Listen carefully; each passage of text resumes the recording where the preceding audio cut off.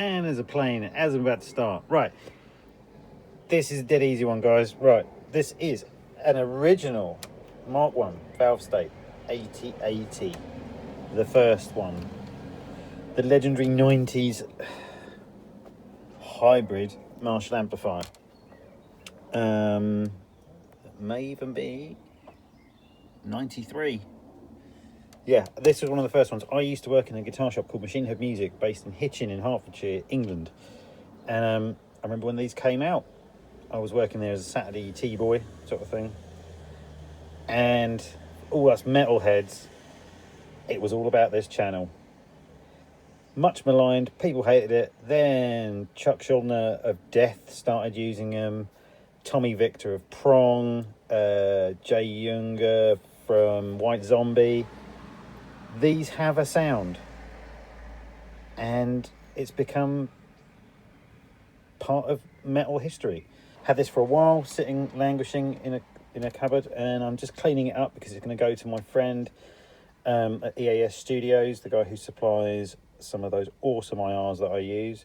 It's just taking up space, and so I'm going to give it to him on permanent loan for his studio because he does have some metal bands coming in. It's just nice to have a different flavour. So yeah, just giving it a quick service. I've cleaned all the pots. It was missing some knobs. Unfortunately, Marshall don't really, it's hard to get these silverier style ones. So I've moved some across. So all these are the same. And in the power section, I've used these more modern, slightly gold push-on ones. But it's just cosmetics. Doesn't really change anything. So what we've done is we've gone in and cleaned all the pots. Check the valve's not microphonic, and that's really all you need to worry about in these. But everything else inside this thing, oh yeah, a mod we used to do all the time at Machine Head Music was we fit it with a speaker jack so you can run it into a 412 pay for the 8100 head. The 8080 and the 8100, they're really no different. It is the same amp essentially, 80 watts, 100 watts. It really, I think it was more the ohmage. This was set as an 80 because using 8 ohms. It's a 100 watt power section, but you're not going to get full power out of it. But yeah, look, it was built really well back then. Just have a good look inside it. Decent pots that you can clean, not see those horrible little plastic sealed units. All right, they're tied to the board, but they're also screwed onto the chassis, nutted on, so they're fine.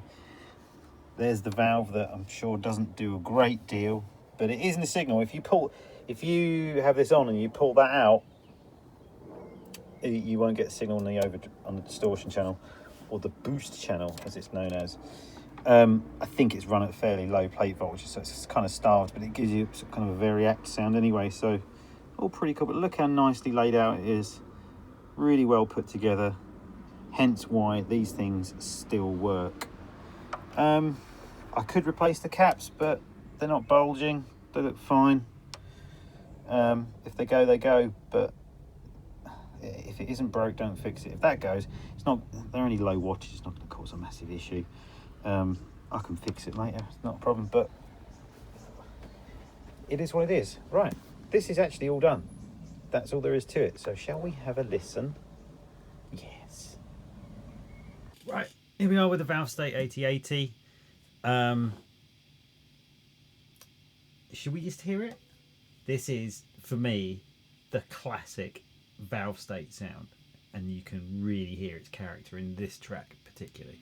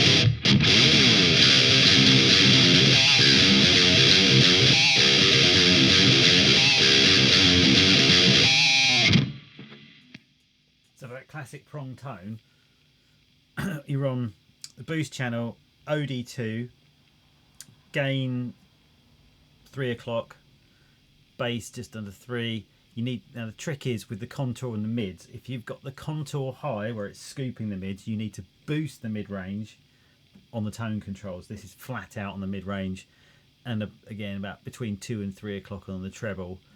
The contour is just past the 3 o'clock. It's a very, very sensitive control.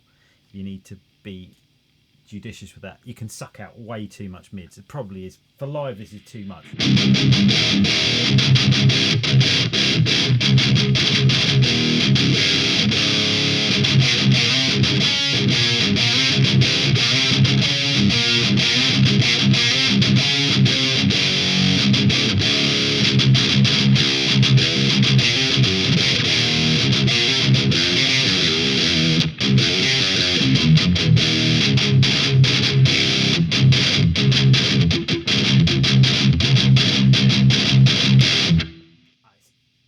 As hell. For I think the second range of Valvestate, when you had the 65, they were close. They were still sounding fairly similar, but the very first versions, the 8080, the 8100, and the 8200, the biased stereo chorus one, that's incredible. I'd love to get my hands on one of those again. That was a kick-ass amp. Should we try some other licks as well?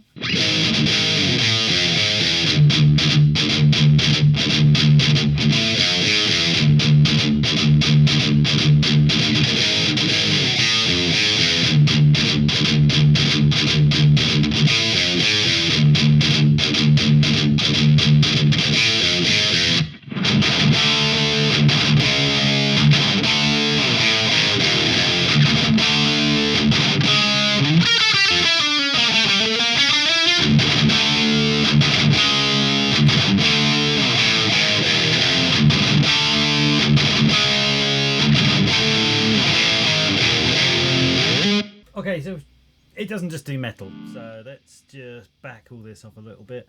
Let's check out the clean channel on this bad boy. I'll change guitar.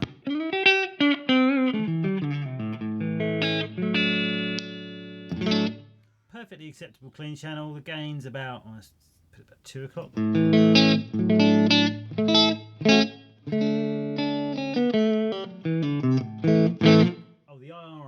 Is one of the EAS studios. This time it's a 1960 cab with the Marshall vintage 30s, which are slightly different from what you'd buy from Celestion.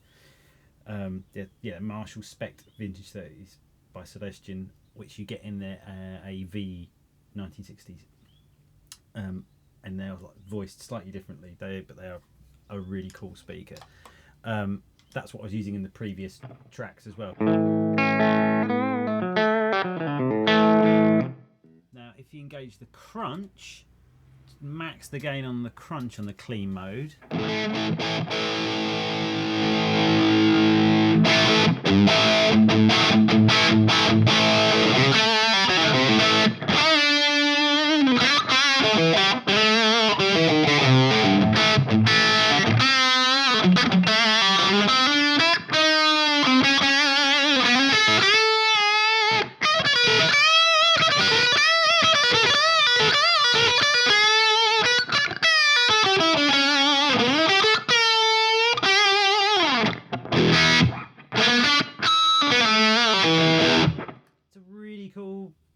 Crunch channel, I really like it.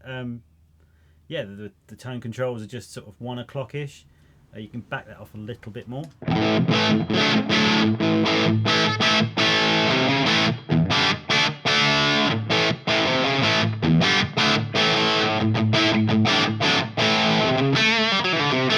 Not terrible, you know what I mean?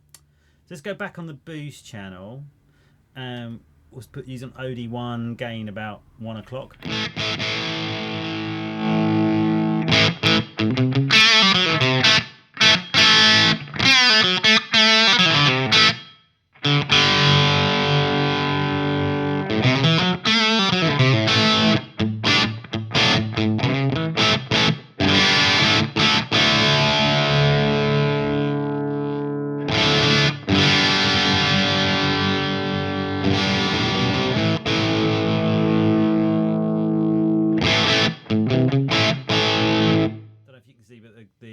treble and contour are just sort of pointing at 10 o'clock and the bass is high.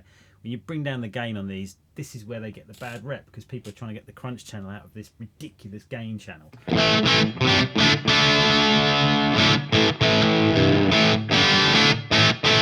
you crank the gain on OD1,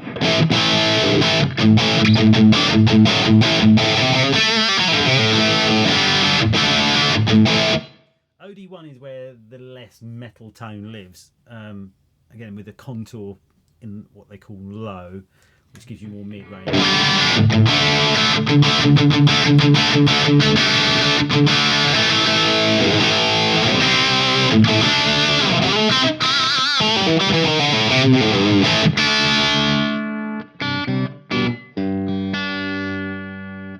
But it's a really dynamic channel.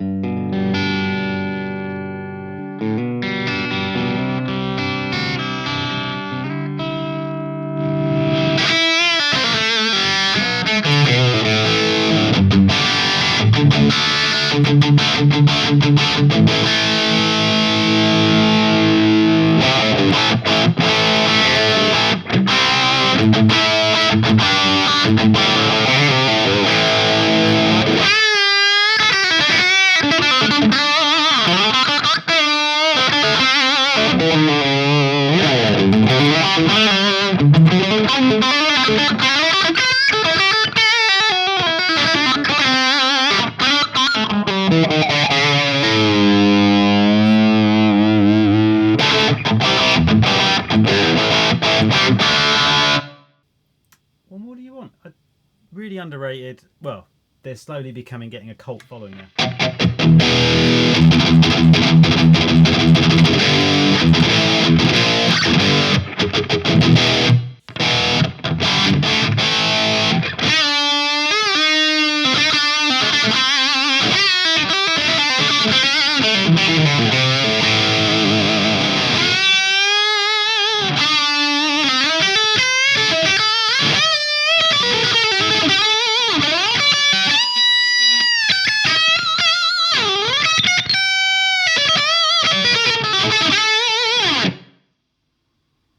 Underrated classic little amp. If you can find one, grab it. Grab it cheap. Don't pay over the odds for them.